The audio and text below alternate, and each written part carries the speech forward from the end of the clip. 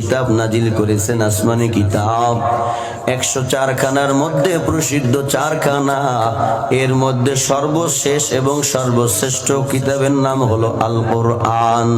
আল্লাহ তাআলা কোরআনুল কারীম আপনার আমার জন্য বরকতময় করে পাঠিয়েছেন।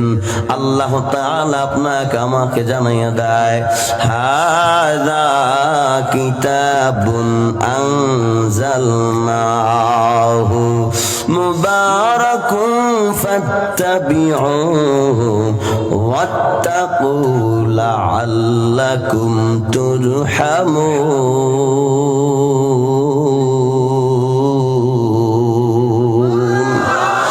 এ মুমিন আল্লাহর গোলাম,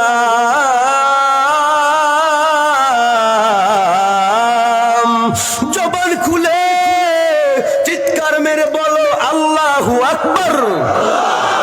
আল্লাহু আকবার মানে কে বড়? জবান খুলে বলো আল্লাহু আকবার মানে কে বড়? জবান দিয়েছে কে? কথা বলেন কে?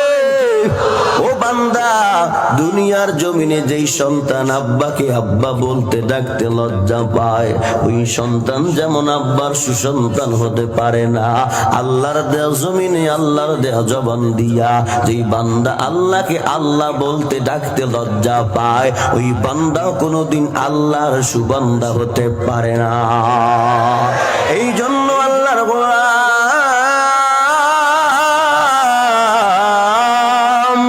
আওয়াজ করে বলো, তোমার আমার পালনেওয়ালা রব একজন আছে না নাই? ও মুমিন বলো যে তোমার আমার রব, তোমার আমার পালনেওয়ালা, তোমার আমার হায়াতের মালিক, তোমার আমার রিজিকের মালিক, তোমার আমার মহতের মালিক, সুস্থ রাখার মালিক যে আছে, অসুস্থ রাখার মালিক যে আছে, এক কথায় রব রব রব রব মানে হলো পালন কর্তা। রবের অনেক ব্যাখ্যা আছে, ওলামায়ে কেরাম আছে এখানে, তারা জানে। আপনাদের কাছে আমি জানতে চাই, আপনার আমার একজন রব যে আছে তিনি কে? আর জোরে বলো কে? আল্লাহ বলে, যারা জবান দিয়া সাক্ষী দিবা আমি আল্লাহ তোমাদের রব, আমি আল্লাহ তোমাদের সব, আমি আল্লাহর পক্ষ থেকে একটা ঘোষণা শুনে নাও, ইন্নাল্লাযীনা ক্বালু রাব্বুনাল্লাহ থুম্মা ইসতাকামু তাতানাজ্জালু আলাইহিমুল মালাইকা আল্লা তাখাফু ওয়ালা তাহজানু ওয়া আবশিরু বিল জান্নাতিল্লাতী কুনতুম তুআদুন।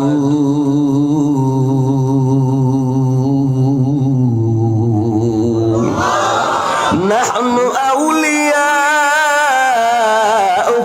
ফিল হায়াতিদ দুনিয়া ওয়া ফিল আখিরা ওয়া লাকুম ফিহা মা তাশতাহি আনফুসুকুম ওয়া লাকুম ফিহা মা তাদদাউন নুজুলাম মিন গফুরির রহিম।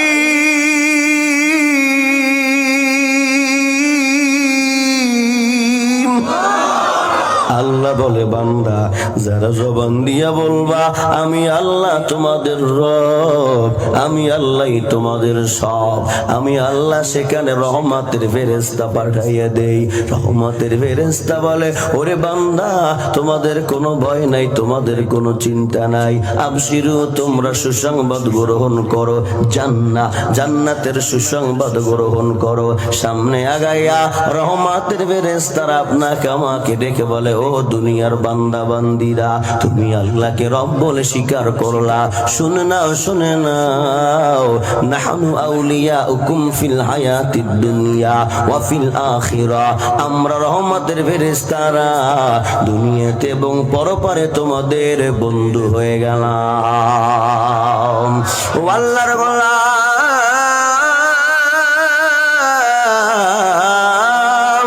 রহমতের ফেরেশতা যারা যার বন্ধু হয় ওই বান্দার কোনো চিন্তা থাকতে পারে না। কি বলেন ঠিক কি না? আল্লাহর গোলাম, আল্লাহ এতগুলো রহমত দান করে, শুধু তাই নয় সময় সংক্ষেপ, এই জন্য মূল কথাটা টেনে আনি। আল্লাহ আপনাকে আমাকে এমন একটা জান্নাতের সুসংবাদ দিয়ে দেয়, ওই জান্নাতের মধ্যে আপনি আমি যখন চলে যাব, ওরে বান্দা যা চাইবো তাই পাইবো। এক কথায় আমি যে বাহানা ধরবো আল্লাহ সেই বাহানাকে পূরণ করে দিবে। ও আল্লাহর গোলাম,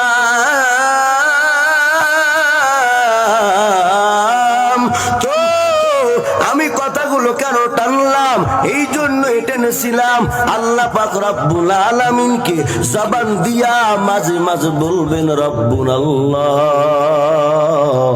আল্লাহ আপনি আমার রব, আপনি আমার সব, আপনি আমার হায়াতের মুহাতের মালিক, রিজিকের মালিক, যা আছে কথায় সব আপনি আমার একমাত্র মালিক। ওরে বান্দা, আমি জায়েতে কারিমা তেলাওয়াত করেছি, আল্লাহ বলেন এই কিতাব এমন এক কিতাব আমি আল্লাহ বরকতময় কল্যাণময় করে দুনিয়াতে তোমাদেরকে দিলাম, নাজিল করলাম। ফাত্তাবিউহু, সুতরাং তোমরা এই কিতাবকে অনুসরণ করো, ইত্তেবা করো।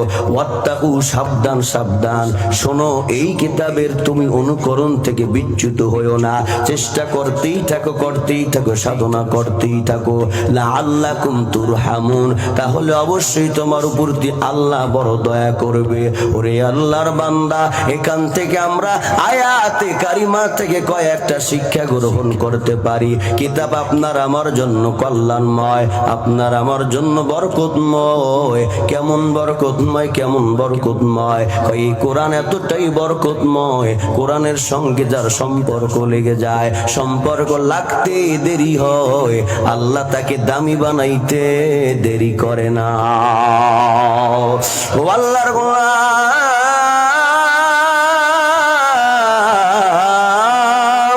এক টুকরা কাগজ, ওই কাগজের কোনো দাম নাই। কত কাগজ কত জায়গায় কত কাজে আমরা লাগাই, রাস্তাঘাটে কত কাগজ পাড়াইয়া যায়, কিন্তু এক টুকরা কাগজের ওপরে যখন আল্লাহর আয়াতের কারিমা লেখা হয়, কোরআনের আয়াত লেখা হয়, দাম আছে না নাই?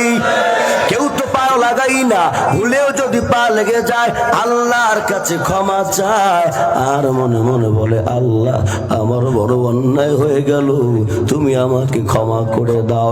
এক টুকরা কাঠের কোনো দাম নাই। কত কাঠ আমরা কত জায়গায় কত কাজে ব্যবহার করি, কিন্তু এক টুকরা কাঠ যখন রেহান আকারে কুরআনুল কারীমের সঙ্গে লেগে যায়, দাম আছে না নাই? কত দাম!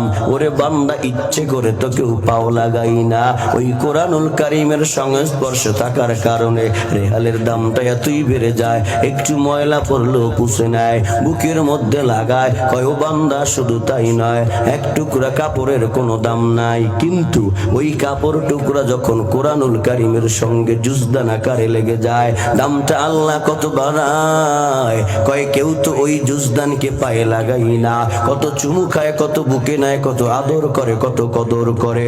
ওরে বান্দা, কয় কাপড়ের দাম বাড়াইলো আল কোরআন, কাঠের দাম বাড়াইলো আল কোরআন, কাগজের দাম বাড়াইলো আল কোরআন। শুধু তাই নয়, কোরআনুল কারীমের সংস্পর্শে থাকার কারণে এই কোরআন মানুষকে কতটাই পরিবর্তন করে দেয়। আবু যর গিফারী রাদিয়াল্লাহু তাআলা আনহু ইসলাম ধর্ম গ্রহণ করার পূর্বে ছিলেন ডাকাত দলের সদস্য। এই কোরআনের সঙ্গে তার সম্পর্ক রাখার কারণে আল্লাহ তার দাম এত বাড়ায়।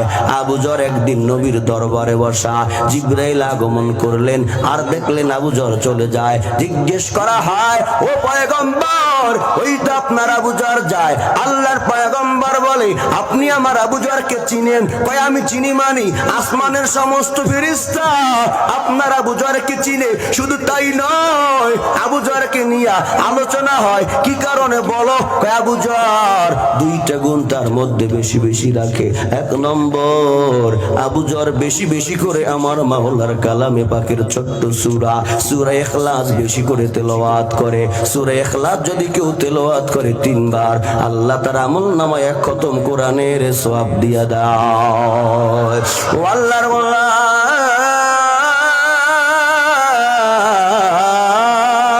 শুধু তাই নয়, আল্লাহ পাক রব্বুল আলামিনের ভালোবাসা আল্লাহর কোরআনের সঙ্গে লাগার কারণে দাইয়াতুল কলবি রাদিয়াল্লাহু তাআলা আনহু ইসলাম ধর্ম গ্রহণের আগে নিজের হাতে 70টা জ্যান্ত কন্যা সন্তানকে দাফন দিয়েছিল। কিন্তু আবু যর যখন ইসলাম ধর্ম গ্রহণ করলেন, আল্লাহর কোরআনের সঙ্গে সম্পর্ক লাগালেন, নবীর আদর্শের সঙ্গে সম্পর্ক লাগালেন, নবীর আদর্শের উপর নিজেকে নিজে প্রতিষ্ঠিত করলেন। ওরে বান্দা, তার দামটা আল্লাহ তাআলা দুনিয়ার জমিনে এত বাড়াইয়া দেয়। ওলামায়ে কেরাম জানে আল্লাহর নবীর কাছে 7 পদ্ধতির মাধ্যমে ওহী নাজিল হতো। তার মধ্যে একটা পদ্ধতি ছিল সাহাবী দাইয়াতুল কলবি রাদিয়াল্লাহু তাআলা আনহুর রূপ ধরে জিবরাইল ওহী নিয়ে আসতো। ঠিক কিনা বলো? সমাধান চাও যদি জীবনে মরণে, ফিরে চাও খুঁজে নাও চোখ রাখো কোরআনে। সমাধান চাও যদি জীবনে মরণে, ফিরে চাও খুঁজে নাও চোখ রাখো কোরআনে। তবেই পাবে সুখ শান্তির ঠিকানা, তবেই পাবে সুখ শান্তির ঠিকানা, যদি মেনে নাও তুমি মনে প্রাণে। সমাধান সমাধান চাও যদি জীবনে মরণে, ফিরে চাও খুঁজে নাও চোখ রাখো কোরআনে। সমাধান চাও যদি জীবনে মরণে, ফিরে চাও খুঁজে নাও চোখ রাখো কোরআনে। এত চির অম্লান চির মুক্তির ডাক, এ যে মহাবাণী খোদারি কালামে পাক। এত চির অম্লান চির মুক্তির ডাক, এ যে মহাবাণী খোদারি কালামে পাক।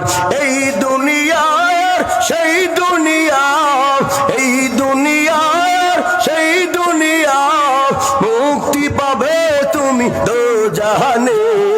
সমাধান সমাধান চাও যদি জীবনে মরণে, ফিরে চাও খুঁজে নাও চোখ রাখো কোরআনে।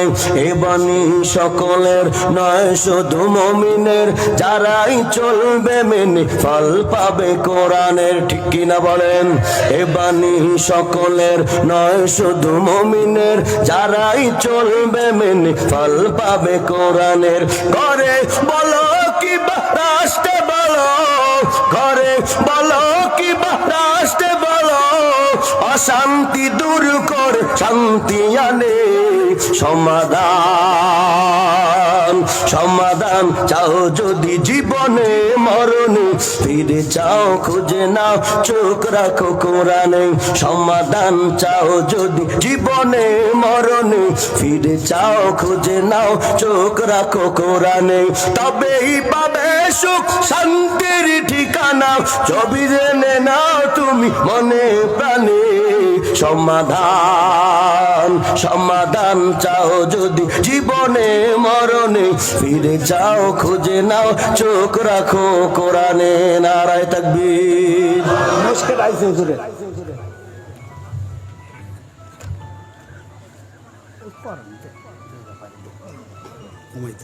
সুবহানাল্লাহ বলেন, আস্তে করে গান সুবহানাল্লাহ। একবার সুবহানাল্লাহ বলেছেন আমল নামায় 100 নেকি জমা হয়ে গেছে। একবার সুবহানাল্লাহ বলেছেন আমল নামা থেকে 100 গুনাহ আল্লাহ ক্ষমা করে দিয়েছে। একবার সুবহানাল্লাহ বলেছেন জান্নাতের মধ্যে আপনার আমার জন্য একটা ছায়াদার ফলদার বৃক্ষকে আল্লাহ তৈরি করে দিয়েছে।